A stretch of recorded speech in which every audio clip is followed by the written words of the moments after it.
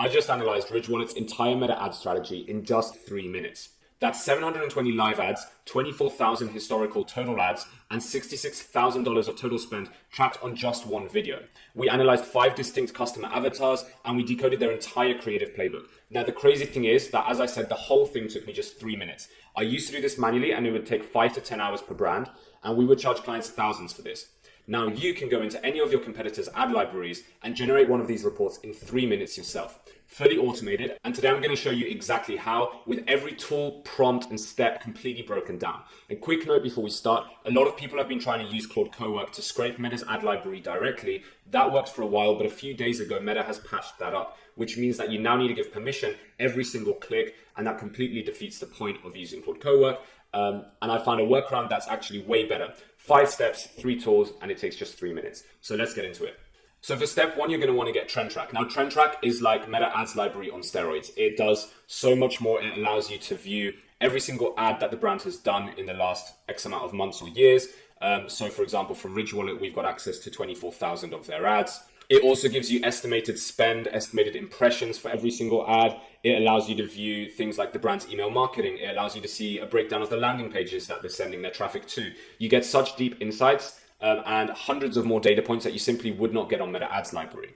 So already you're at a huge advantage compared to what you used to do in the past.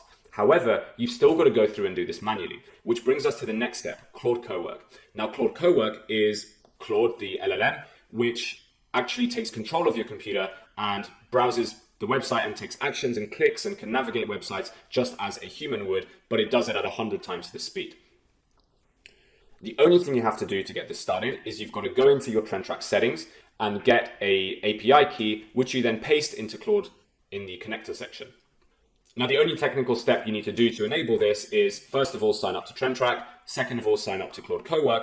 A 2-minute step where you need to connect your Trendtrack with Claude so that Claude can navigate Trendtrack on your behalf and essentially use Trendtrack's API. So you just want to go into your Claude settings, go to connectors, click on customize, and go to add new, add a custom connector, call it Trendtrack as I have, and then you simply paste in the remote MCP here.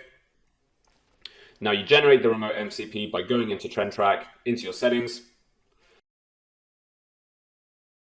and then in Trendtrack you go to workspace settings, click on API, create a key, and that's going to give you a key that you will then paste into Claude right over here. Add, and now it's all connected. Now finally, all you want to do is install the Claude Code Chrome extension, open that up, and now Claude Code can take care of anything on your browser.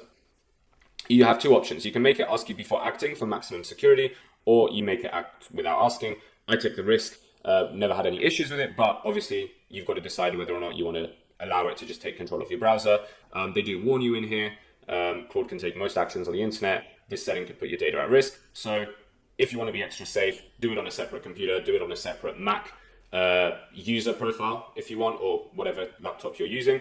And yeah, then you can get into it. So what I've got over here is a prompt that I've created. Now, the reason I need this prompt is because Claude Code on its own is not the creative strategist. It simply views the ad library. You want to make it as powerful as possible, and you want it to use the info that you care about when you're analyzing ad accounts and ad libraries. So what do you look out for? How do you rate ads? How do you decide that an ad is doing well or it's doing badly? And what data do you care about? So we've actually broken down our framework into one prompt that I've created that looks for every single thing that we look out for when reviewing ad accounts. So I'm going to drop a link below for this prompt so that you can go and get it yourself. And you can essentially steal our creative framework that we apply when auditing brands. And you can then do that analysis on any of your competitors yourself and develop the report that I showed you, for example, for Ridge. You can do that for your competitors and see exactly what they're doing and get a bunch of suggestions from Claude based on our testing and rating formula. So I'm going to copy this prompt and paste it into here. Now you'll see that I've asked it to submit it as an HTML file. That's best because you can then put that HTML file into Claude and ask it to make a script for Gamma, to make a nice deck. You can use it to make a PowerPoint, etc., etc.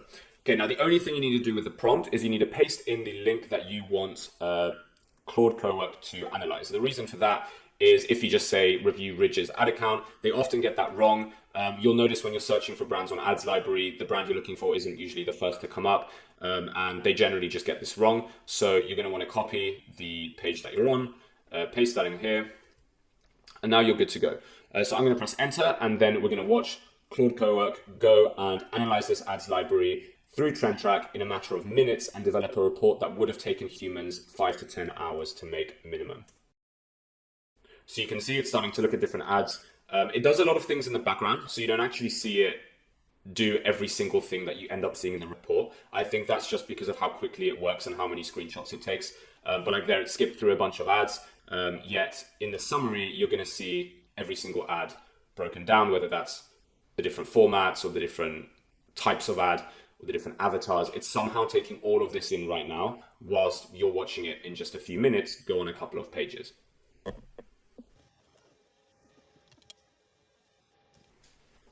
Okay, so we can see it's now done and Claude Code has completed the HTML report. So all you need to do now is click copy and paste, pop that into Claude.